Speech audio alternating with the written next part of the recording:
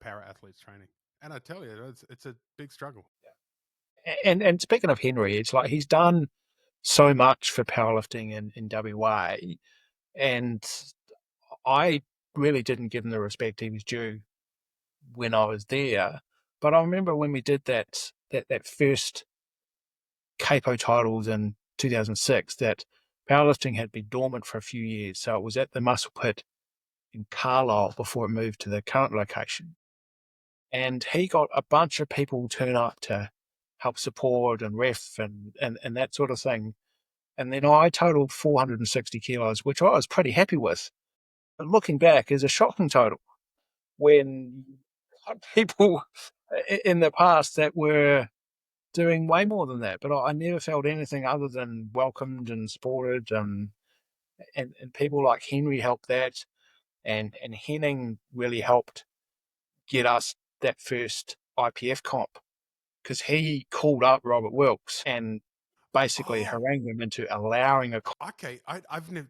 So I've never heard that. I've never actually heard this story before. So this is news to me because this is where I met you, right? That first comp we did together in what was it, 2000. Yeah. Yeah.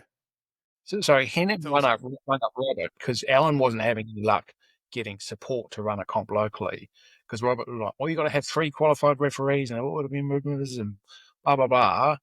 And then he was going, oh, I don't want to happen at a capo location. So Henning rang him up and he just knows how to speak to Robert to get the right things done.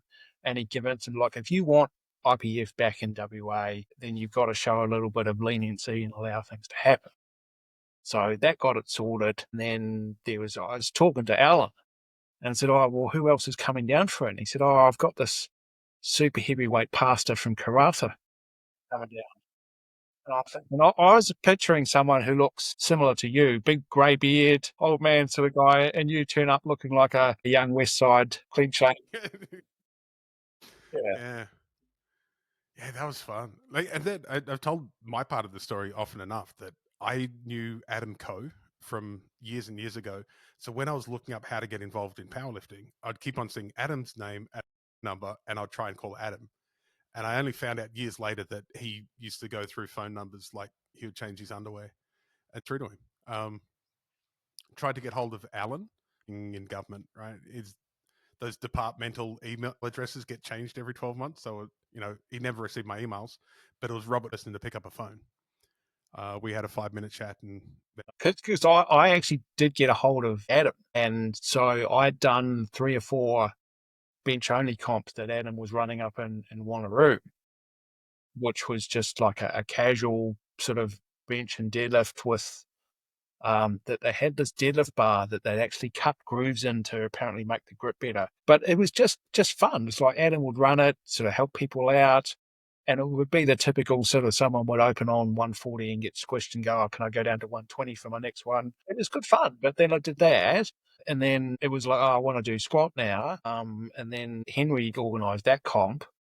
And then I was looking around going, well, where do I want to compete? And looked at nationally, there was capo and IPF pretty much. And I was like, well, the IPF seems to have better competition. And what I could see on the grainy videos that were available, it looks more interesting.